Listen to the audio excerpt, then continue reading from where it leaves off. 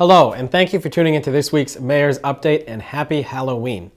We have a lot of information to share with you here today, so please feel free to share this information with your friends, family, relatives, and anyone else who can find this information helpful over the course of the next week.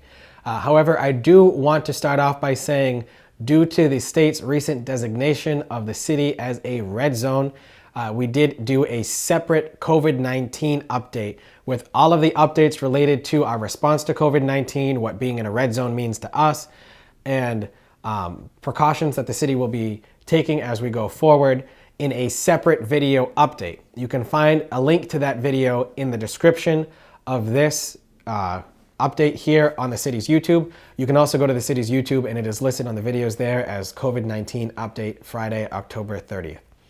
If you have any questions about any of our COVID-19 responses, please feel free to call my office at any time, 978-630-1490, or the Board of Health at 978-632-1900, extension 8040, and we'll be happy to answer any questions that you have there. Please remember there is also a COVID-19 page dedicated on the city's website as well if you have any questions on information that is listed there.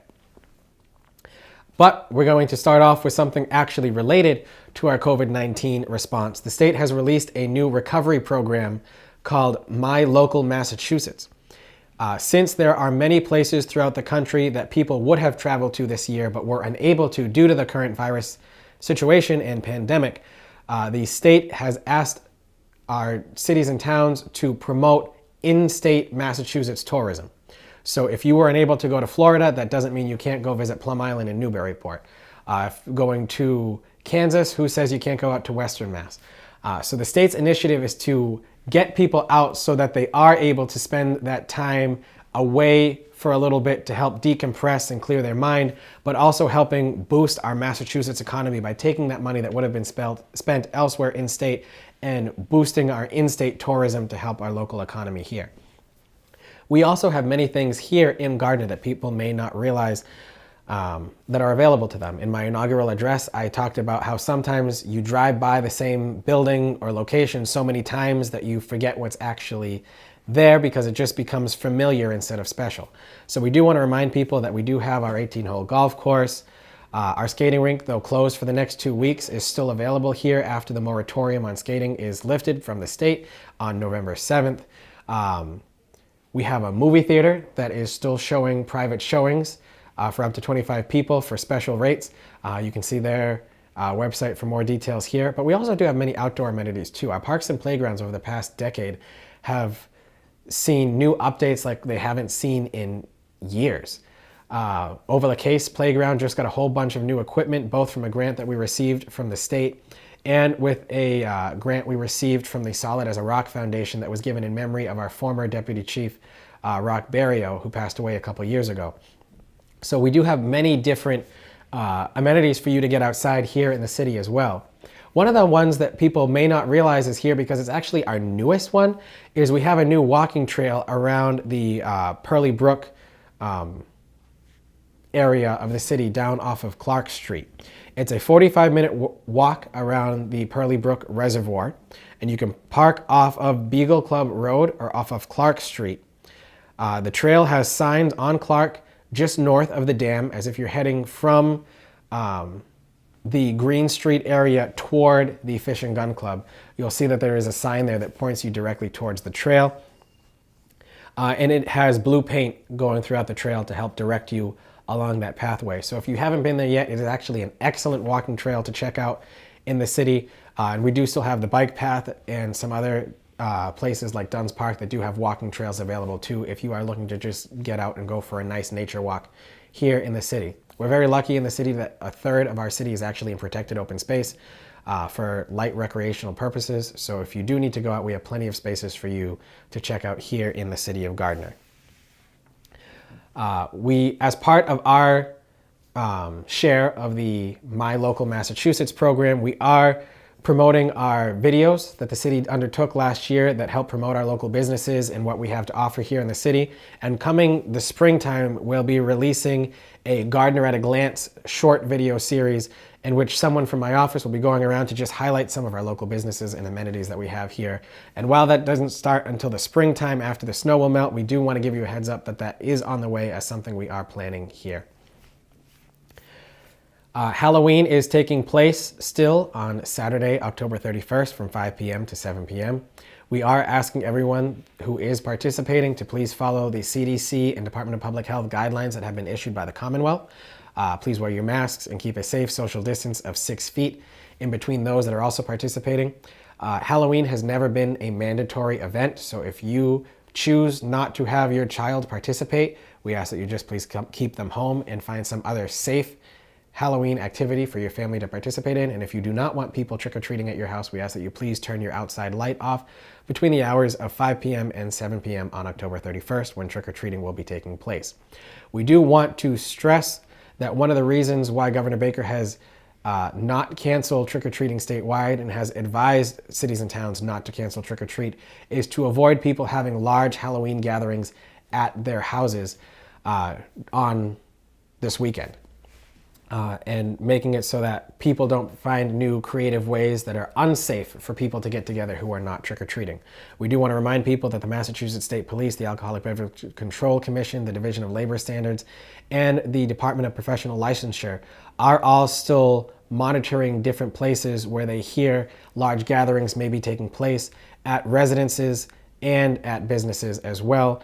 So please try to avoid any issues that may come from having large gatherings and following all of the safe and necessary precautions that have been put in place to help us not spread the virus here in the city of Gardner and in our region. The ballot box and general drop-off box that is located in front of City Hall will also be locked beginning at 3 p.m. on Saturday, October 31st, and reopening again at 10 a.m. on Sunday, November 1st. The State Secretary of State's Elections Division has asked us to close the ballot box at that time to make sure that no one drops any candy in the box and we don't have any issues related to when people are out trick-or-treating, so the box will be locked at that time. I want to thank our students and our teachers for going into our first week of hybrid learning here in the city of Gardner. I made it a point to visit all of our school districts, all of our school buildings, and tour them all to check in to see how our students were doing in the classroom for both cohorts that were in this week. For those of you who may not know, our students are split into two separate groups. Half of them are in on Mondays and Tuesdays and then learning remotely on Wednesday, Thursday, and Friday. And the other half is learning remotely on Monday, Tuesday, and Wednesday, and in-person learning on Thursday and Friday. So I want to thank our teachers for adapting to the situations that have been thrown at them. I want to thank our students for being resilient in the face of everything that's being thrown at you with your education the past 2 years. And I want to say that I'm very proud of both our students and our teachers for how they've stepped up to the plate dealing with the situation that we're all in here. Our students also had their first remote learning day this year on Friday, October 30th. This is what we will be doing to replace snow days for the course of the upcoming year. Since we have the infrastructure in place for students to be able to learn from home, rather than having a traditional snow day in which students have a full day off from school that needs to be made up again in June, we'll simply be doing remote days so we don't have to make these days up and can get out for an earlier summer vacation. This is something that the state has left up to the discretion of the local school district based on the weather situation at hand. But right now our plan is to continue doing remote days rather than snow days unless we are in an event where we do have to call just a full snow day. If you are related to the school district and somehow, be it as a teacher or with a student in the district, please make sure you do contact the superintendent's office and sign up for the one-call system so you get notified when this is taking place. In last week's update, we gave a brief little rundown of our paving projects that we have here in the city. Due to the inclement weather that we experienced this past week with the rain and the snow, our paving projects currently have about 4-day delay as to where we were going on our original schedule. However, all of that work is still scheduled to be done, except there were issues that were found when we were doing our infrastructure work on Acadia Road. Some of the drainage pipes in that area had completely rotted or been crushed. So we will actually be putting in brand new pipes in Acadia Road rather than going through and just putting in the regular water lines that we had been doing. So that road won't be paved until next year because we need some extra time to be able to put all of that extra infrastructure that's on there. However, all of our South Gardner roads and Clark Street are still scheduled to be paved this year. We should be wrapping up with the general water services on Acadia Road within the next few weeks, and then we'll also be putting in new water infrastructure on Norman Street, and then looking to see if we can get that paved next spring as well. The Pearson Boulevard Traffic Improvement Project that we have with the state was finally approved after 9 years of us applying for that project. The state has finally granted us the approval to go forward with that. For those of you who are unaware of what the State Traffic Improvement Program is, it's sometimes referred to as the TIP program, and it's which the city pays for the design of a project, and then the state gives us the funding to actually go through and do that infrastructure repair work in the city. So this will lead us to being able to pave and install brand new sidewalks from in front of Williams Restaurant on Pearson Boulevard all the way up to the Route 2 Rotary on the other side of GFA and Planet Fitness area. So we are very excited to see that going forward. The total cost of the project is $1 million and about $1.2 million. But again, the city only pays for the design for that project, which is about a couple $100,000, and then the state actually puts in the rest of that $1.2 million for us to actually go through and do the work. The tentative date for that is looking sometime in late 2021, so it's very around the corner. However, I do want to stress that this is still tentative because the state is still dealing with budget issues related to the COVID-19 pandemic, but we will keep you updated as that goes forward as well.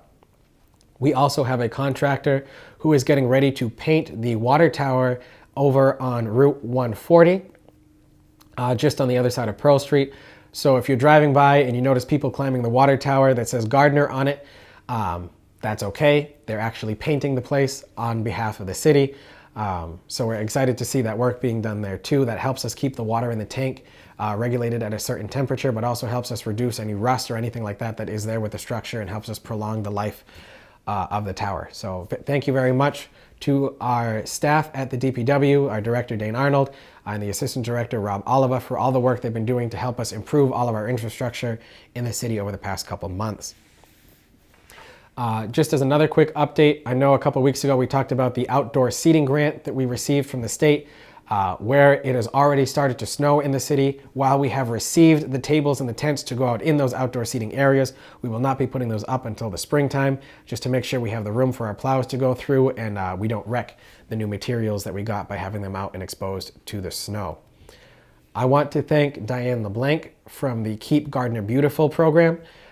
Thanks to her efforts, we are getting 15 little units that are called cigarette butlers, and it's new places that will be installed in different areas throughout the city and in our downtown for people to deposit cigarette butts after they're done smoking to try to get them off of our streets and to reduce the amount of litter that we have here in the city. So thank you very much to Diane and everyone involved with Keep Gardner Beautiful. You guys continue to do great work for us here in the city. With us talking about snow, I do want to remind residents to please make sure you are signed up for our Code Red emergency alert system. As we get into the winter season, if we ever have to call a winter parking ban, the notifications go out through that Code Red system. A couple of years ago, we had a blanket parking ban that said immediately from November 15th up until April 15th, there was no nighttime on-street parking. However, there were times where we didn't have snow and that ban was in effect and it really didn't make sense and was kind of overburdensome for our residents. So the ordinance was changed a couple years ago, so now it's on an on-call basis as needed per winter storm. So in the event that we do have a winter storm where we have to have the plows out at night, we will notify residents through a call through our Code Red system to let you know that a winter parking ban has been put in effect for a certain amount of time and that cars are not allowed to park on the street or in certain areas of city parking lots when we need that to happen rather than the blanket ban. So do make sure you are signed up for that system to be able to be aware when those come up. I want to say congratulations to a couple of our local businesses. Haywood Hospital was recently awarded Best Maternity Hospital in Massachusetts by a nationally accrediting hospital organization. I want to congratulate Haywood for all of the work they've done, not only in the pandemic, but also to get that designation. I also want to congratulate New England Peptide, who earlier this week was awarded the top manufacturer in Massachusetts by one of the legislative caucuses in Massachusetts, and they'll be at a virtual event hosted by the State House to get their award. We have a lot to offer here in Gardner, and it's great to see our local businesses moving forward and pushing through the situations that have been handed to them as well. That concludes what we have for this week's update. Please do remember to go and look at the special COVID-19 update video that we will also be releasing this week. And until we talk again next week, please continue to look out for yourselves and others, your own mental and physical health during these trying times. Get outside, enjoy the amenities that we have to offer here in the city, and I look forward to speaking with you again next week. Thank you very much, and have a good day.